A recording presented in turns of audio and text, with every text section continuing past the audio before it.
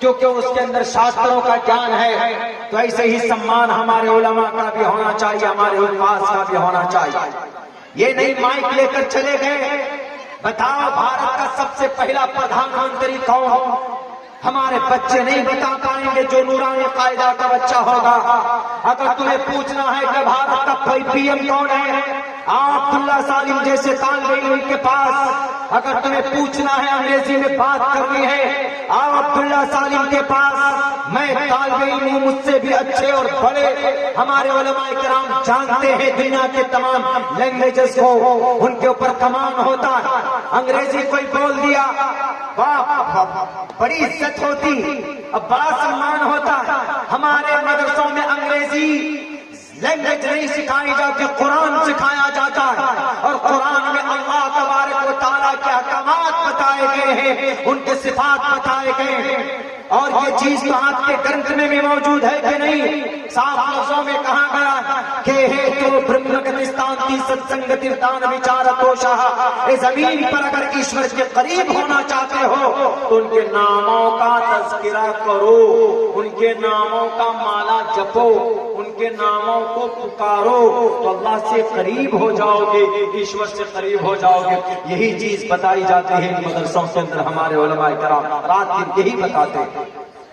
नहीं जनाब, बस जाएंगे, बस किसी तरीके से उनको एक रास्ता मिलना चाहिए कि बस ये मदरसे बदनाम हो जाएं और इन मदरसों में ताले लगा दें, उसके बाद हम लोग जो चाहें अलग करें।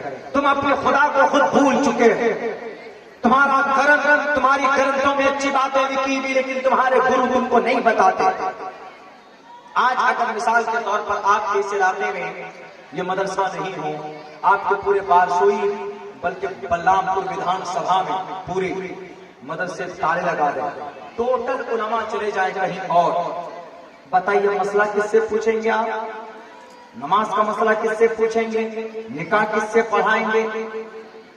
जनाजे की नमाज किससे पढ़ाएंगे? एक एक मसले की जरूरत पड़ेगी ना, तो उसके बाद भाई नीम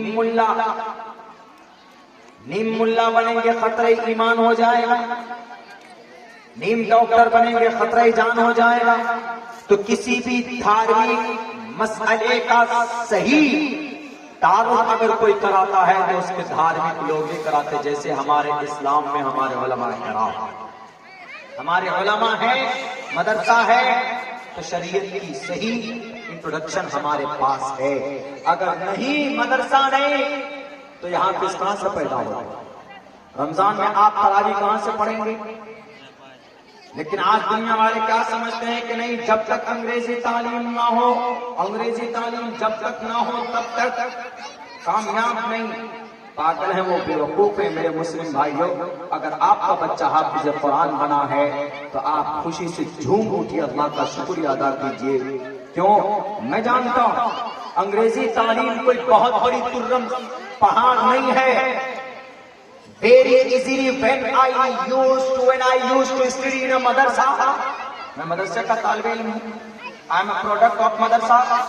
In 2012 batch of Darul Deoband में सन 2010 और 11 में फजीलत हमारे शेखुल हदीस शेख अव्वल मुफ्ती सईद साहब पालनपुरी, शेख सानी शेख अब्दुल हक साहब, उनके सामने हमने पढ़ा। उस वक्त I was at that time I was a very illiterate person and I did not know the English language. मैं इंग्लिश नहीं जानता था, बिल्कुल नहीं जानता।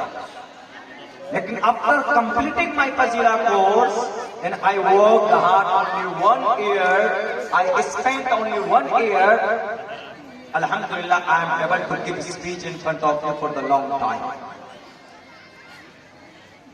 इंग्लिश ही नहीं, संस्कृत जुबान में लोग बात नहीं करते, लेकिन आपका बच्चा मेहनत करेगा तो संस्कृत जुबान में भी बात करेगा। आओ बुलाओ किसी पंडित जी को, किसी गुरु जी को, उन्हें मालूम नहीं होगा, हम उनसे पूछेंगे कि घर को संस्कृत में क्या बोलते, बताओ। घर जिसमें हम रहते नहीं बता पाएंगे। क्यों? वप्पा के जमाने का मंत्र रटा हुआ है, पूजा पवित्र के जमाने में बैठ करके उसी को पढ़ते, या देवी सर्वभूतेषु मां सिद्धिदात्री नमस्तस्यै नमस्तस्यै नमो नमः। हमारे उत्तर प्रदेश के लाल मुजक्कर साहब मंत्र पढ़ते हुए अटक रहे।